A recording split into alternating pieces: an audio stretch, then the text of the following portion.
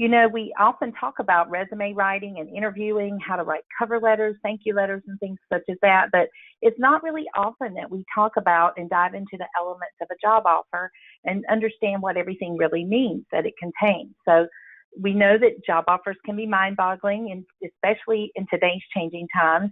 And we want to make sure that you know whether or not you're getting a good offer, and because we know sometimes it seems hard to understand the language. So today's webinar is designed for both job seekers and just really anyone who's looking for a little bit of more understanding around the topic of job offer packages. I'm going to take some time to break down the job offer in an easy to understand way, and then go over the vast number of benefits that could be available, how to determine really what is best for you. And then furthermore, we'll look at an analysis of compensation details, and that's going to increase your confidence in total compensation that's being offered in the job. And then lastly, we're just going to go over how to negotiate job offers, getting that final offer and how to properly accept or decline it. So let's dive right into the topic. So if you really think about it, the entire job search process is about positioning yourself to ultimately receive a job offer. The whole process, as you know, probably can be lengthy and sometimes feel very complicated. You do all the work of, fine-tuning your resume and your cover letter and creating professional profiles on job boards. You market yourself on LinkedIn and social media channels and apply to jobs, send emails, make phone calls, and then finally you secure some interviews. And really, the purpose of interviewing is for the employer to meet you and ask questions about your skills and qualifications to determine if you might be a good fit, not only for the position, but for the company in general. And then just as importantly, this is an opportunity for you as the candidate to do the same. So while interviewing, you want to ensure that you're going to ask questions to determine, is the role and the company really a right fit for me? And determine, is this the company that I want to work for? And again, that end goal of this interview stage is to get that job offer. But we know that securing the job offer is not the end of the process at all. So we're going to dive into this topic now to understand while there are still some important steps that you're going to need to take to wrap up the process with the employer, but we're not really going to start in the job offer just yet. We're actually going to start in the interview, which is really where you're trying to secure that job offer. So in the interview, you might be asked about salary. And if it's legal in the state that you live, you could be asked, what is your current salary? And I tell candidates always that your answer should be honest. Whatever number you tell the employer, just be sure to explain what that number represents. For instance, if you state that your last year's gross pay total is a certain number, then you need to tell them what portion of that amount represents your base salary. If you have commission or bonus or any other elements of that number you just told them, you need to be sure to break that down and then give a few more details so that they can understand your pay structure, because that's going to be important so they can compare that to their own pay structure. You never want to include the value of benefits or perks that you have, such as insurance or car allowance or anything like that. If you're asked what your expected salary would be, then you can always say, I'm open, and allow the employer to make the call as to what your expectations are. The employer obviously has a budget in mind, and you would simply be making a guess to hit a number within their projected salary range. So really, it's just a guess. And if you say you're open, you truly are open to what their range is. Now, if you choose to state a desired salary, understand that you need to ask for just a little more than you want, but within reason. So again, asking, what is your desired or expected salary? And typically, you don't want to turn the employer off with the number that's too high. So typically, I tell candidates a good rule of thumb is 10% more than your current salary. And it's best to give a specific number and not a range, because if you give a range, so I want between 62 and 72,000.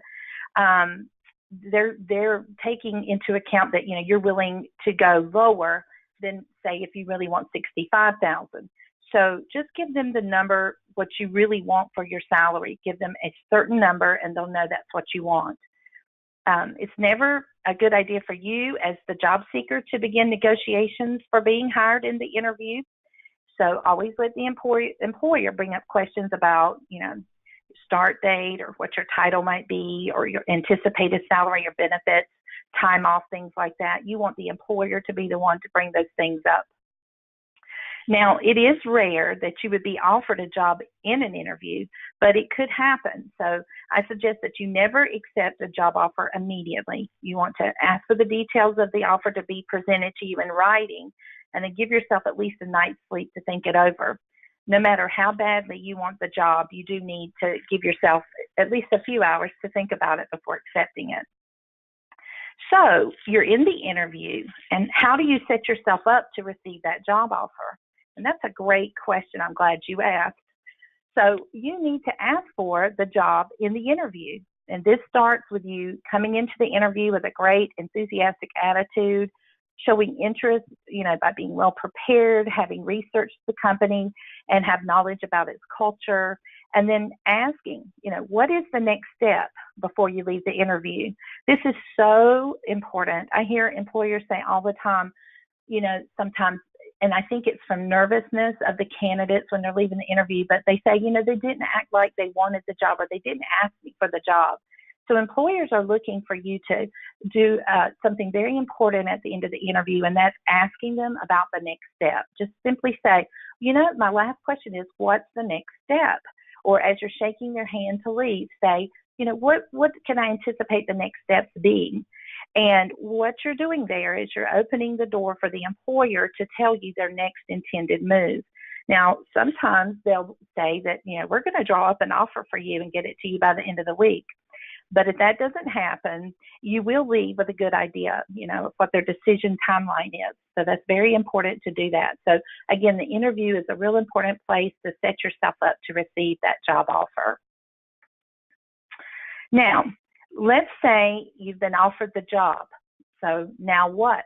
Well, first of all, keep in mind that job offers, these offer letters are legal documents. So you need to think carefully before you sign on the dotted line. Once you've signed the offer letter, it's going to be hard to go back and bring forth any changes to it. So once you've received the offer, it's very crucial that you ask for an appropriate amount of time to consider the offer. Be sure to emphasize that you're very grateful for the opportunity and you're interested, and then ask if there's a deadline by which they need a decision. Asking for up to a week to decide is acceptable to most employers. However, they may have a time frame in mind. So ask them what that time frame is.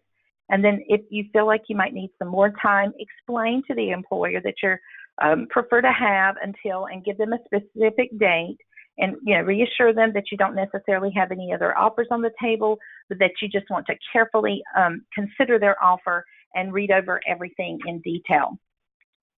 And then you're going to want to evaluate the entire offer that they've presented to you, the compensation package, not just the salary.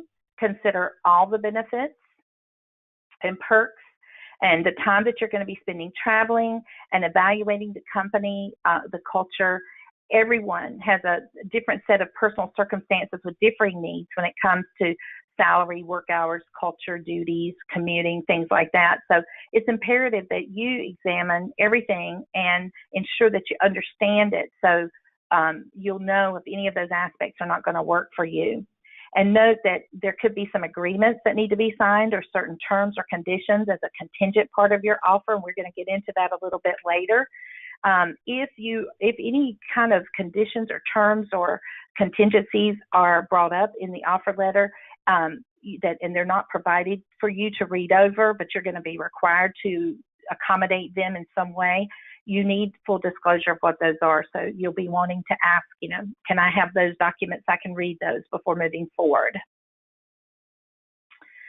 And so let's talk about, what is usually included in a job offer package, and, looking at the elements and knowing what's negotiable, or what might be negotiable. So in addition to your job title, the name and title of your supervisor, your work hours, There's going to be some details about your compensation, your paid leave, your benefits information. And then there could be mention of extra perks that could be included, such as, and I just wanted to name a few of those here to get you to thinking about this. There could be things like, a tuition reimbursement or pension plans or profit sharings or gym memberships or parking reimbursements, cell phones, vehicle allowances, things like that, relocation reimbursements. These types of things can also be included. These are elements that you're going to want to look at. Again, those other legally binding documents such as non-compete and non-disclosure agreements or clauses, those could be mentioned or included as part of the document. There could be other documentation, contingent conditions, which I mentioned above, and we'll get into that in just a few minutes, a little bit about that. But sometimes there's contingent conditions that are mentioned that could include, completing, maybe they haven't done your background check, so they've got to complete a satisfactory background check after you sign the offer letter, or you've got to pass a drug test, or they haven't checked your references yet, or maybe they want to talk to your current employer and they're not going to do that until after you sign the job offer. There could say, we need to execute the non-compete and confidentiality agreements before you come on board, or we need you to obtain a certain license or certification before you come on board. So all of these things are elements that you're going to want to read over and make note of as you're looking at your job offer.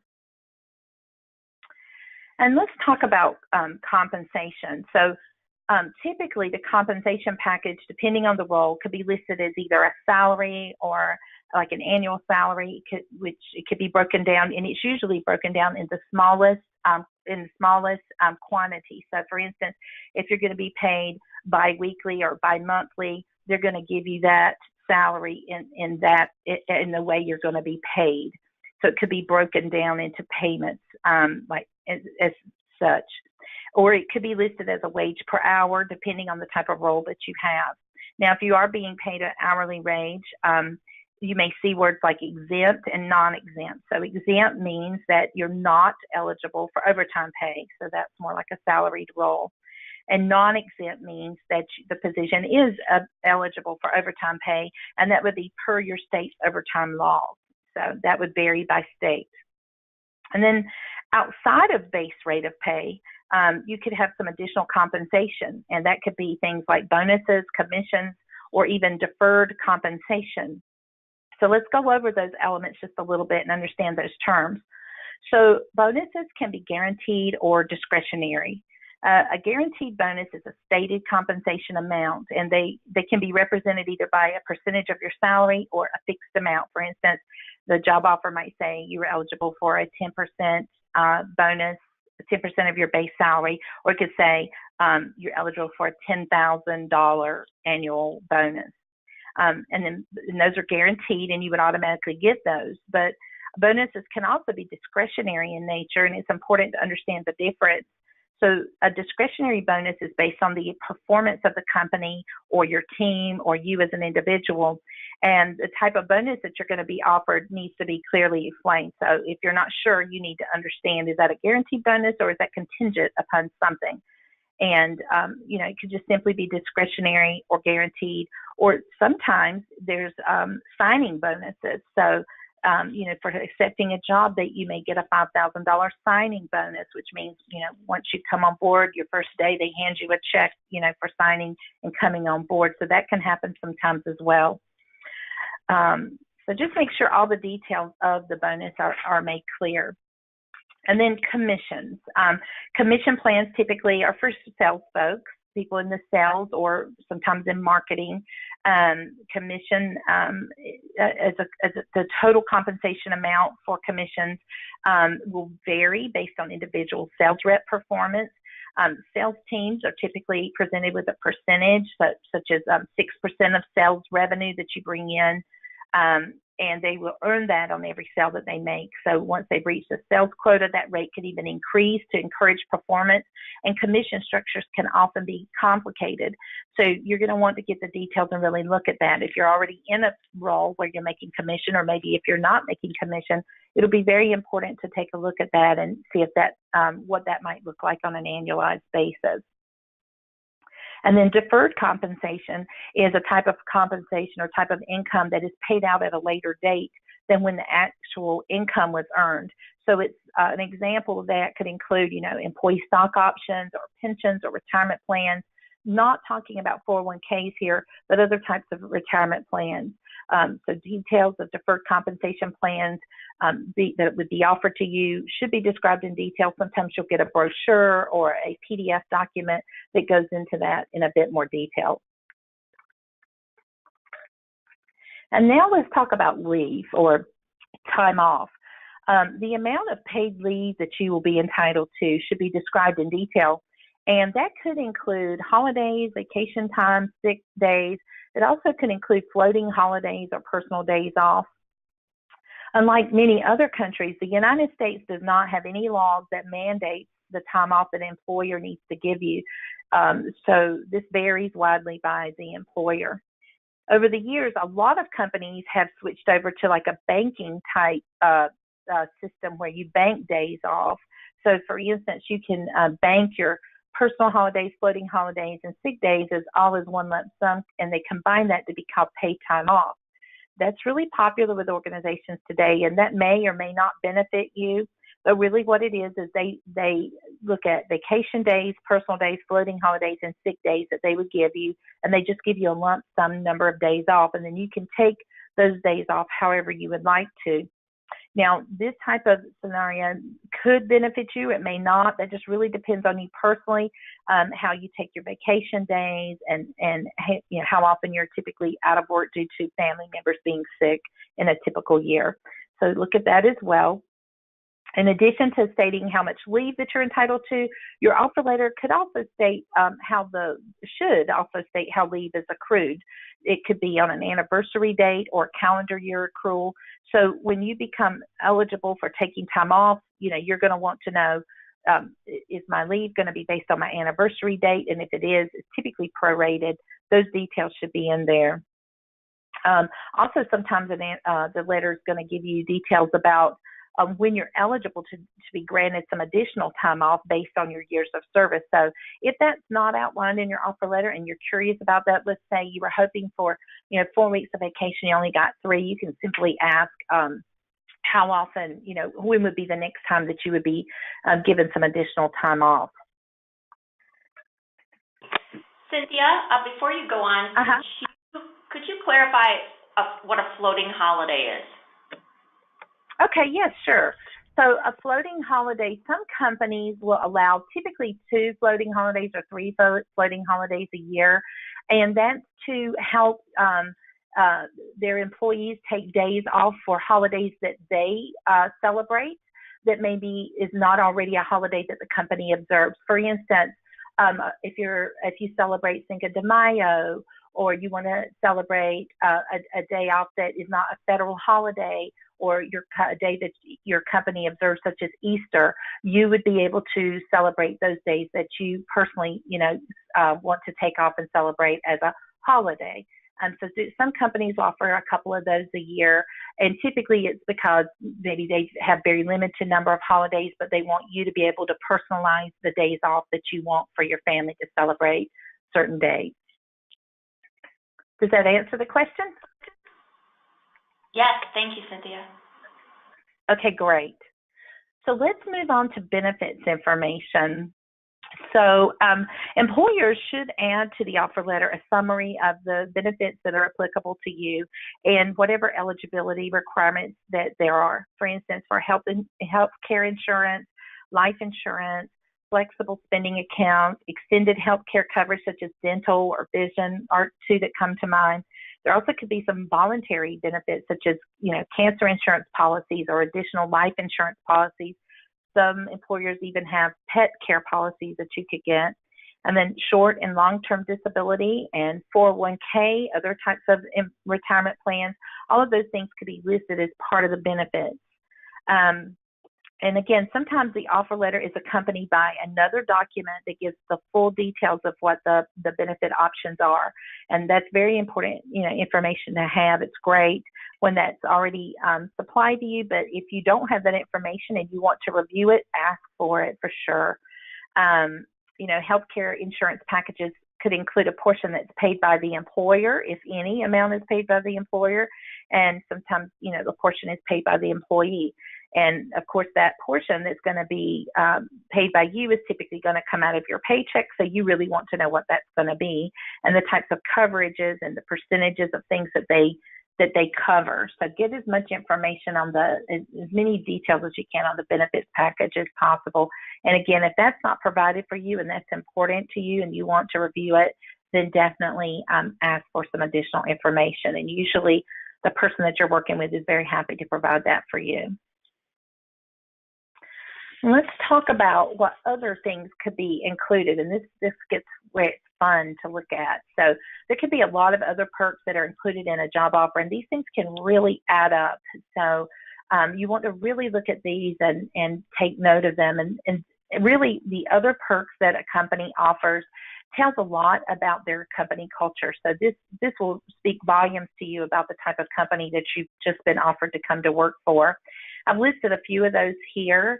It's really an individual preference as to how valuable these perks are to you. For instance, if you currently have a gym membership and you're thinking about dropping it due to the expense of it, and this company is going to offer you gym membership reimbursement, or you're going to be parking in a parking deck every day and they're going to be paying for your parking and you don't have that right now, all of that could be very valuable to you. So really look at those things and consider them and what the overall value is. Let's talk about relocation for just a minute. Relocation costs are typically yours to absorb unless the employer has indicated otherwise. And usually you've already spoken about this in the interview stage and you know what their policy on that is. Relocation reimbursements normally are not offered at an entry-level role. So if you're just getting started in your career, a lot of companies do not offer relocation, or they may offer only a partial relocation amount. So just keep that in mind. Some employers agree to cover the entire, relocation costs, such as truck rental and the mileage to getting to your new location, all the way to, full service movers, house buyouts, realtor fees, mortgage buy downs, and any other perks. Typically, those full relocation packages, though, come later in your career. Many of these perks we're going to talk about some more later in the webinar, but I do just want to give you an idea of what some of these could be. Let's talk about those other agreements and clauses and provisions that I mentioned earlier. A lot of folks don't really think a lot about these, but this is extremely important that you read over these and understand. These are all legally binding agreements in addition to the offer that you're looking to sign. So let's first talk about non-compete and non-disclosure agreements. These are becoming increasingly common components of a job offer package. At one time, they were really reserved for higher level executives with access to trade secrets, but with technology more prevalent than ever and workplaces being much more mobile today, employers are concerned about making sure that they prevent their technical and intellectual property from being copied by others. So exactly what are these agreements? Well, non-compete agreements mean that you agree not to directly compete with the company, which would be, if you left them, they would be your former employer, within a reasonable length of time and within certain geographic limits after leaving them for whatever reason. And a non-disclosure agreement, also sometimes called a confidentiality agreement, means that you agree not to disclose things that the company may consider proprietary or confidential. And this means that you cannot go to work, that if you do go to work for a competitor, it doesn't mean you can't go to work for a competitor, but if you do, that you're not going to use any proprietary or confidential information that you learned or obtained from the company, which would be your former employer at that point, with your new employer. And so to sign or not to sign these agreements, well, whether or not you should sign these agreements really depends on how badly you want the job. Be cautious here. You should review these agreements closely and decide how reasonable they are and if they would be legally binding, because sometimes they're not. Laws governing these agreements vary by state, but generally they are enforceable, at least to some degree. So know what you're signing, and as tempting as it may be to just quickly glance over those and sign them, be sure that you fully understand the terms. And if you're not sure, I highly suggest that you consult a lawyer. And then remember that once you leave your job or you go on to another job, if you're terminated or even if your position is eliminated, you are going to be legally bound by the terms of those agreements. If the job, again, I want to reinstate that if the job offer that you receive states that you're going to need to sign these agreements as a condition of employment, and you've not been given these agreements to review, you need to ask for those so that you can review them. Okay, so just make a note of that you don't want to agree that you're going to sign something in agreement that you haven't read yet. But let's back up for just a second here. Is it possible that you could have already signed a non-compete agreement for your current job? Before you move forward with the job offer that you have in your hand, you need to first stop and think, is there an agreement already in force with my current employer? And if that's possible, that you could have signed it and you're not sure, when you were hired, maybe you've just forgotten it. So check your files, or if you have to, go check with your HR person and ask them if you've signed a non-compete with the employer. Don't assume that you're in the clear on this.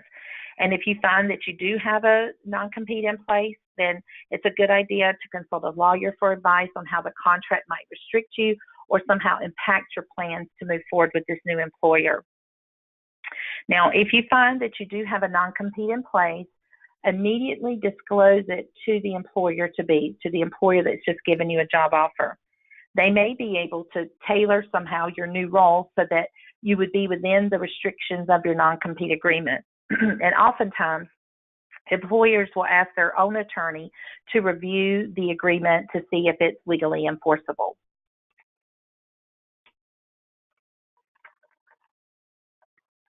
And there's another agreement to be on the lookout for, and that's a non-solicit agreement, or sometimes called a non-solicit clause. Now, this agreement states that you agree not to solicit the employer's customers for a certain amount of time after leaving the company. So should you decide to one day quit your job and start your own business, you would have serious consequences if you use the relationships that you've built with your current employers to start your own business. And then also another a clause that you want to be aware of is at will. Now, sometimes people get alarmed when they see something about at will employment. So most states abide by the law of at will. And that means that an employee can be dismissed by their employer really for any reason and at any time, or really for no reason at all, actually, with the exception, of course, of discrimination or some type of retaliation or any other kind of special circumstances. And this agreement is mutual, so that means that you are also entitled to leave your employer at any time, regardless of the reason. So don't be alarmed if you see that. That's a state law, and employers will list that they abide by the at-will employment law. And that's just standard ruling there, not something that they choose to add.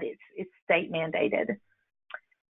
Arbitration clauses. Now, there's a final provision that you want to watch out for in an offer letter. These clauses state that any disputes that might arise between you and your employer must be settled by a neutral third party or an arbitrator. And this might not sound like a big deal when you're just about to start a new job, but you don't really see any legal issues on the horizon. But if you accept the job offer and it includes that clause, you will be giving up your right to sue that employer over job-related issues such as wrongful termination, breach of contract, and discrimination. So all of these things are very serious and take time to read them and consider them. So you might be wondering, are any of these agreements, clauses, or provisions negotiable? And that's likely going to depend on how good you are at negotiating. If you're being recruited for the role, you have a little bit more leverage than if you applied for the job on your own. So you might be able to make some terms of the agreement more favorable by narrowing the definition or the scope, maybe limiting the geographic scope or shortening the duration, or maybe having them change the definition of competitive conduct. You can ask for the arbitration clause to be removed from a letter, but again, I would use caution on that because when you do that, you could be jeopardizing the offer. if the employer requires arbitration clauses to be signed. So some employers will negotiate this point if they're really excited to have you join the company. They don't want that to be a sticking point. They may allow you to refuse to sign. What I typically tell candidates, if they don't like the arbitration clause being in their offer letter, just approach it as, I typically don't sign any type of agreement that has an arbitration clause in it. That's just my rule of thumb. And get them to say, they'll usually tell you, oh, we'll just take it out, or no, we do require that. And then, you'll know that you have to abide by it. So just keep in mind that most often these agreements are not negotiable, but if you're a good negotiator, depending on what where you are with the negotiating process and whether you've been recruited or you've applied for the job on your own, you may be able to leverage some negotiation there. And then let's move on to knowing your value. So in order to, evaluate a job offer, you've got to know your own value first. So let's talk about, going into the job offer with a position of strength there. So, you want to weigh the pros and cons and then take into consideration what the employer needs and any limitations that they may have. So to determine if the offer is acceptable, the initial offer that you receive, you want to approach it like a balance sheet. So just, take a piece of paper, draw a line down the middle, and then on the left side, put the heading, reasons for or pros. And then on the other side, put the heading reasons against or cons. And then go about listing the positives and the negatives of the job offer in their respective columns. And you want to use caution here to evaluate everything against the next best acceptable alternative, not against what you want. So keep in mind, the next best acceptable alternative might be your current job, but it also could be another job offer that you have, or it might mean unemployment. So you don't want to say, well, this is what I want, so this is why it's a con. If you don't have anything to compare that to, it may not be a con. So don't let that come into play as you evaluate the offer, because at this point, what you want is not an option from which to choose from. And then once you've got everything down on paper, the answer becomes much more obvious to you as to whether or not this is an acceptable job offer. So if you find that the offer is acceptable, you want to move forward with an acceptance. But if the offer is unacceptable, you will want to use some careful negotiation techniques and to potentially improve it. Now, let's talk about salary. When it comes to salary, if you have absolutely no idea what you should be making, you need to do some research. Go online. There's a couple of websites listed here. There's payscale.com and glassdoor.com. Those are two that come to mind that you could refer to benchmark your salary to see, what the salary is like for similar roles with similar companies. Or maybe you've spoken to a recruiter or someone else in the field that you're working in that could give you some salary information or tell you, what they feel like is a good pay for what you're going to be doing. And then you want to set a range that you feel is reasonable and something that you're willing to accept within that range. And then you need to come up with a walkaway number. So keep a walkaway number in mind, and that's the number that you're going to come up with. It could, depend on your financial need. It could be a market value number that you've arrived at, or simply just what you feel is going to make you feel good about having accepted that offer. But whatever that number is, that's your walkaway number. And any offer below that number, you determine you're going to turn down. Now, when you're looking at salary, you also need to consider cost of living. That's a very important factor to take into consideration. If you're going to be relocating, you definitely want to take into account the amount of money that you're going to need to sustain your certain level of living. Cost of living takes into account, the cost of housing, gas, food, clothing, and everyday items, and it looks at it in a certain location. So you can compare your current cost of living with what your cost of living would be when you relocate to that new city. And once again, PayScale is a good website for that as well. There's lots of resources on that online.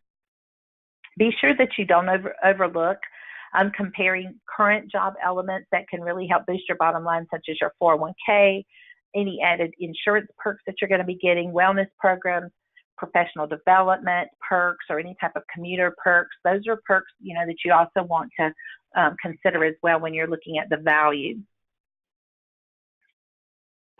Cynthia, we did have one question come in. If you are working with a recruiter, do you submit your negotiations through the recruiter or direct with the employer? It is best to work with the recruiter. The recruiter has a direct line to the hiring manager, and since they kind of know both sides of the equation, they know how to go about approaching the employer. So usually if you're working with a recruiter, they will call you and go over the offer with you over the phone. So it's important to, if you're working with a recruiter, to stick with them as long as you can until the offer's been accepted. Let them handle those negotiations for you. Okay, thanks. Okay. So understanding the employer. So, thinking about job offer negotiations, most people are thinking about salary, bonus, and start date, but a job offer gives you an opportunity to go beyond just the salary, the bonus, the start date. So consider who your employer is and where they come from, and know as much as you can about them. So if you've been honest and you've answered the questions about your salary expectations during the interview process, then hopefully your job offer is going to include a salary that is in line with your expectations. If the employer extends an offer to you that is below what you specified, it's going to be up to you to decide whether the amount is that you've been given is a walkaway number.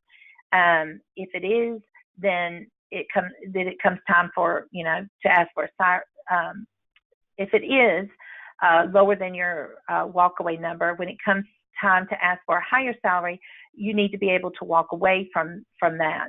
And if you're comfortable with the salary that they gave you, but it's just lower than what you expected, but it's the number that you can live with, then you need to examine what other aspects of the job offer could be negotiated that would make this offer more attractive to you. So to start out with, ask yourself, what type of employer is this? If it's a public sector employee, you probably don't have a lot of room for negotiation, as public sector employers usually have set pay grades and vacation entitlements, and those are non-negotiable. And then consider the size of your employer and whether the employer is in an industry that's seeing a lot of growth. Understanding these points about your employer will help you go into your potential negotiations with some managed expectations. And if, for instance, if your employer is a small nonprofit with 5 employees, it's very unlikely that there's going to be a lot of room for them to negotiate salary and benefits with you. However, they could be very flexible on work hours or additional time off. So always take into consideration what's right in this situation.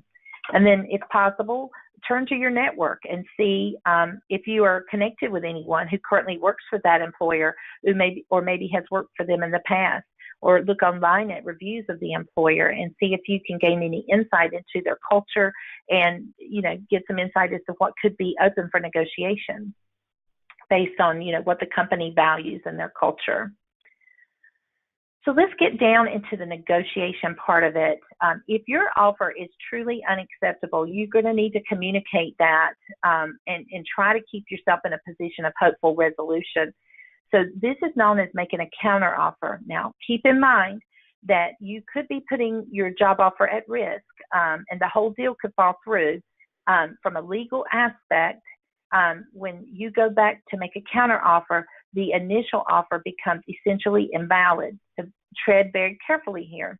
So to begin the negotiation, you're going to want to communicate with the decision maker. Now, this is key. You want to make sure that you're talking to someone who can make decisions about your salary. And let them know specifically what is lacking in the offer, and then offer a proposed solution. So what you're doing here, is making it clear that if this one thing could be changed, that you would be willing to accept the position on the spot. And this is going to show the employer without any hesitation that, if you can remove this one roadblock for me, I will gladly go to work for you. And then also, on the other hand, they'll know that if they cannot accommodate your wishes, that you would not accept the offer. And I listed here an example of what you could say. So it could sound something like this: I'm very interested in working with you and your company. However, at this point, I'm not able to accept the offer for the following reason. And then you're going to need to state the reasoning succinctly and what parts you feel are lacking in the job offer. And then you say, if you are able to, and tell them what you propose as the solution, then I would gladly accept the position immediately. Are you able to help bring this about? Now, what you're doing here is, see that question at the end? You are appealing to that decision maker, letting them know that you know that they have the power to make that change for you. And who doesn't like to admit that they have power to make change? So you're kind of flattering your manager there.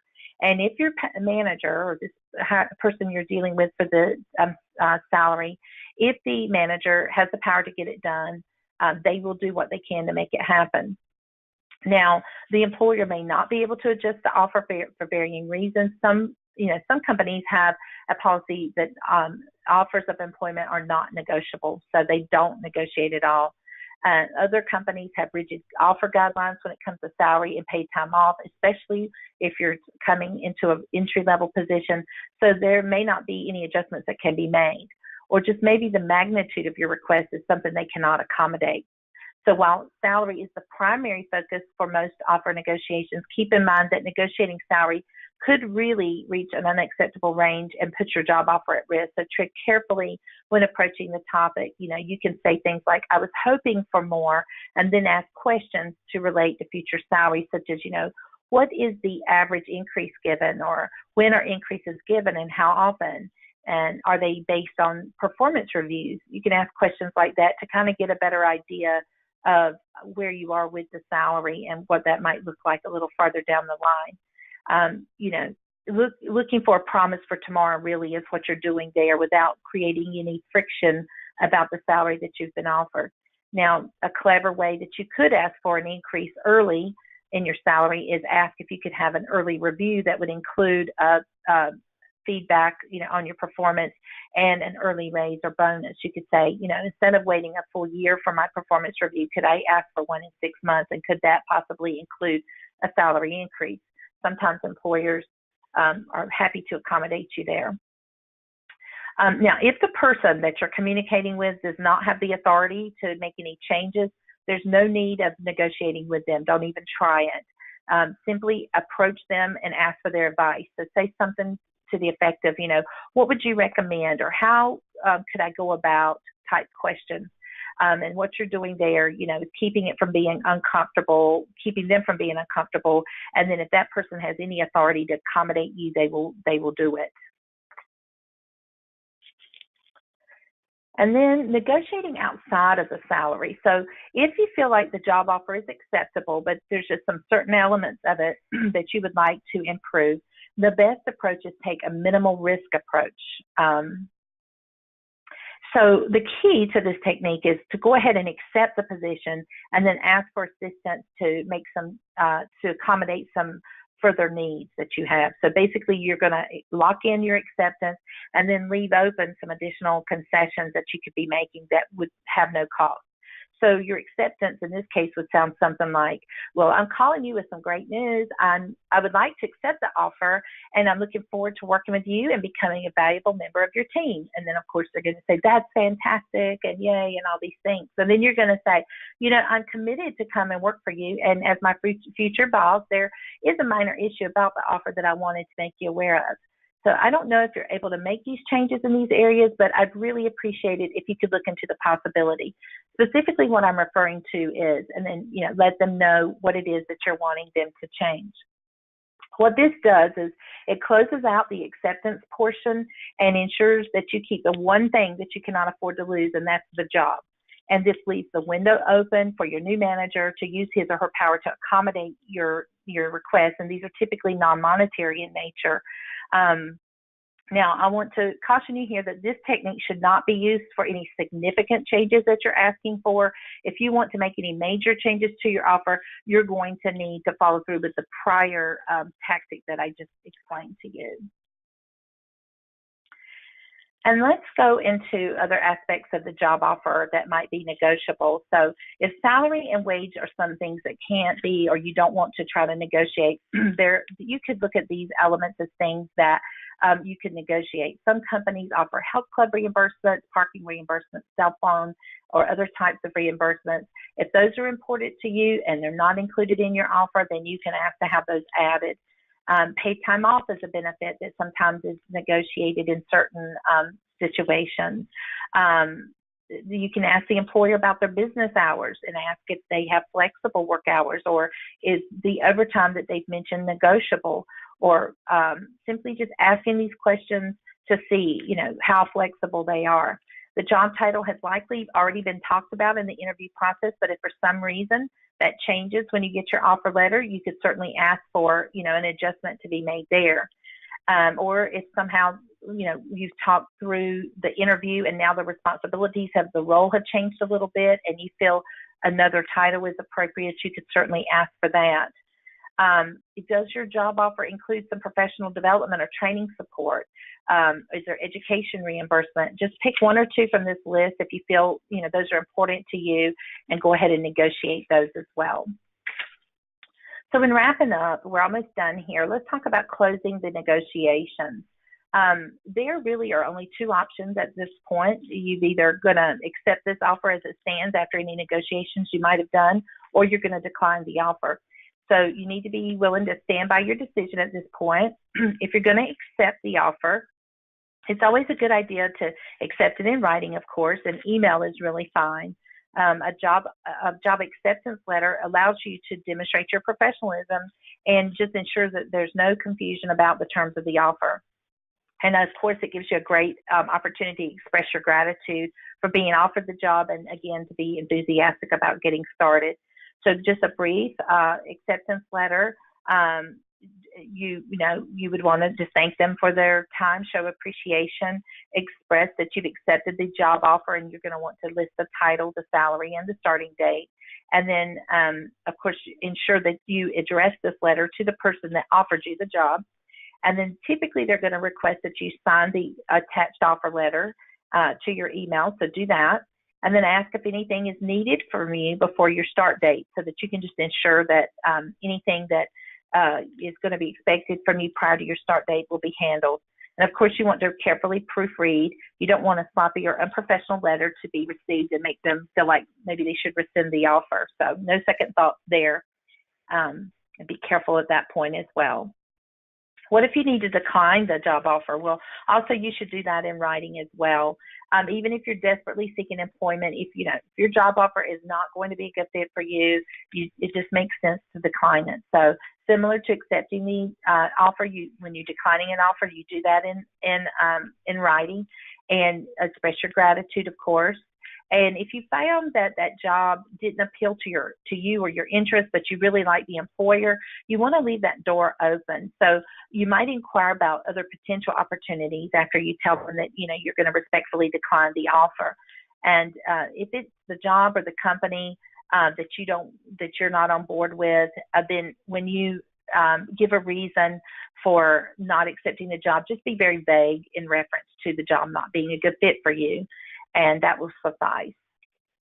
Now, if you negotiated with the prospective employer and they could not meet your minimum requirements, you could express your thanks and then reaffirm that you were excited to go to work for them, but you need to decline due to the offer not meeting your expectations. If you're open to talking to them later on in your career, you could state that you're hopeful that another opportunity might come around later on, that you'd be open to discussing it with them. And of course, again, leave a lasting professional impression.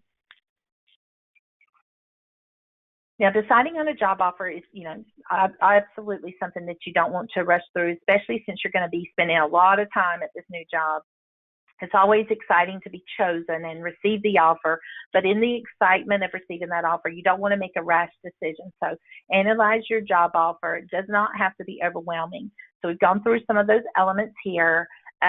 Take time to properly review, know your value, and thoroughly read through the entire offer letter, taking into account who the employer is and understanding their culture, and negotiate carefully and very conscientiously, and then always be professional and put everything in writing and leave a great lasting impression.